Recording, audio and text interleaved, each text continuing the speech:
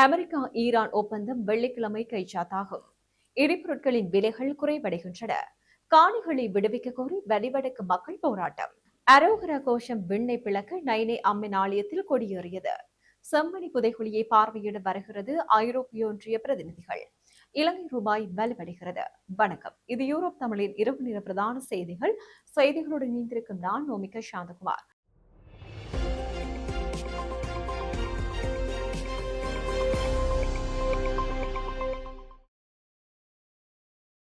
இனி தொடர்பான விரிவான செய்திகள். அமெரிக்கா ஈரானுக்கு இடையிலான பதற்ற நிலையை தணிக்கும் அமைதி ஒப்பந்தத்துக்கான கட்டமைப்பில் உடன்பாடு எட்டப்பட்டுள்ளது என அமெரிக்க ஜனாதிபதி டொனால்டு டிரம்ப் தெரிவித்துள்ளார். இந்த உடன்பாடு அதிகாரப்பூர்வமாக எதிர்வரும் வெள்ளிக்கிழமை சுவிட்சர்லாந்தில் கைச்சாத்தாகும் என தெரிவிக்கப்பட்டது. ஆரம்ப இணக்கப்பாட்டின்படி இரு நாடுகளுக்கும் அடுத்த 60 நாட்களுக்குள் மேலதிக பேச்சுக்களை முன்னெடுத்து இறுதி ஒப்பந்தம் எட்டப்படும். இந்த ஒப்பந்தத்தின் பிரகாரம் ஹார்முஸ் நீரிணையில் சுதந்திரமான போக்குவரத்தை உறுதி செய்யப்படும். அத்துடன் அமெரிக்க படைகளினுடைய முற்றுகை முடிவுக்கு கொண்டு வரப்படும். இது தவிர ஈரானுக்கு விதிக்கப்பட்ட பொருளாதார தடைகளில் தளர்வுகளை ஏற்படுத்தவும் வெளிநாடுகளில் முடக்கப்பட்டுள்ள ஈரானின் சொத்துக்களில் ஒரு பகுதியை விடுவிப்பது தொடர்பிலும் பேச்சுக்கள் நடைபெறவுள்ளன. எனினும் ஈரானின் அணுசக்தி திட்டம் தொடர்பான முக்கிய கருத்து வேறுபாடுகள் தொடர்கின்றன. சரிபட்டப்பட்ட யுரேனிய கையிருப்பு தொடர்பில் அமெரிக்காவும் ஈரானும் இன்னும் இறுதி இணக்கப்பாட்டை எட்டவில்லை என கூறப்படுகிறது. அமெரிக்கா ஈரான் அமைதி ஒப்பந்தத்துக்கான இணக்கம் எட்டப்பட்ட நிலையில் சர்வதேச சந்தையில் எரிபொருட்களின் விலைகள் குறைவடைந்துள்ளன. இன்றைய தினம் எரிபொருட்களின் விலைகளில் 5% வீழ்ச்சியடைந்துள்ளது.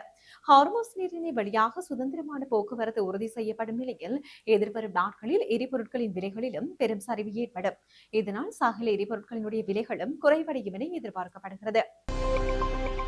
ராணுவத்தின் பிடியிலுள்ள தமது காணிகளை விடுவிக்க கோரி வலிவடக்கு மக்கள் இன்றைய தினம் போராட்டங்களை முன்னெடுத்தனர்.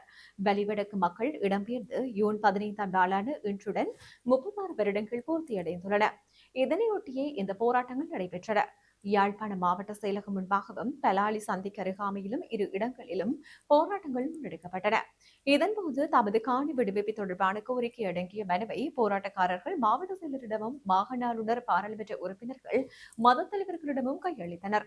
இந்த போராட்டத்தில் காணி உரிமையாளர்கள் மத தலைவர்கள் பாராளுமன்ற உறுப்பினர்களான கஜேந்திரகுமார் பொன்னம்பலம், சிவஞானம் ஸ்ரீதரன், வடமாகாண அவைத்தலைவர் CVK சிவஞானம், பிரதேச சபைகளினுடைய தவிசாளர்கள், உறுப்பினர்கள், சமூக செயற்பாட்டாளர்கள் என பல தரப்பினரும் கலந்து கொண்டிருந்தனர்.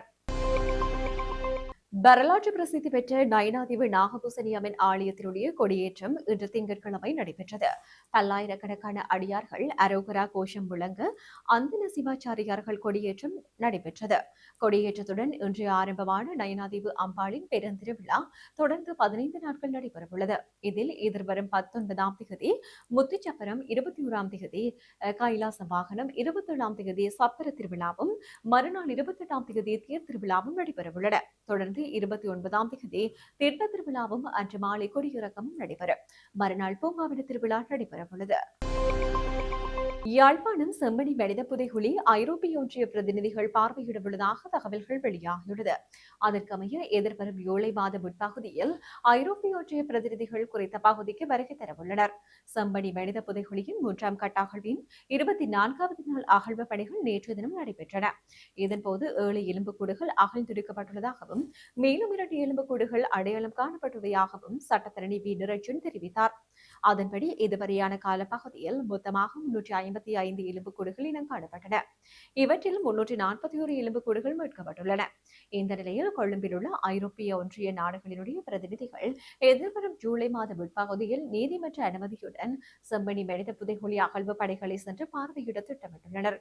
இதேவேளை நீதி மற்றும் தேசிய ஒருமைப்பாட்டு அமைச்சர் கர்சரு நாணயக்காரன் நாளை மறுநாள் செம்மணி மனித புதைகுழியை பார்வையிட செல்வார் எனவும் தெரிவிக்கப்படுகிறது.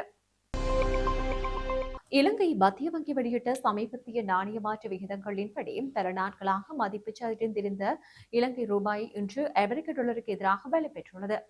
அமெரிக்க டாலரின் வாங்கும் விலை ரூபாய் 326.34ஆகவும் விற்கும் விலை 336.58ஆகவும் இன்று நிலவியதாக மத்திய வங்கி தெரிவித்தது.